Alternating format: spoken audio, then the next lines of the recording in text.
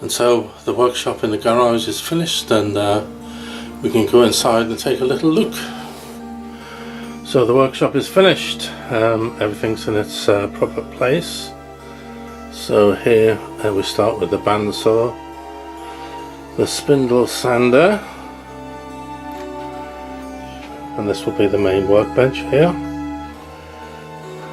the drill, and then at the back of the room here have all the guitar bodies I'm building in various stages of completion.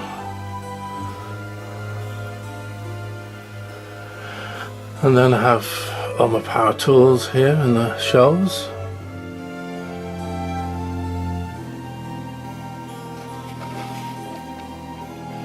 And then I have my one 12.75 inch planer, and here I have my jointer planer,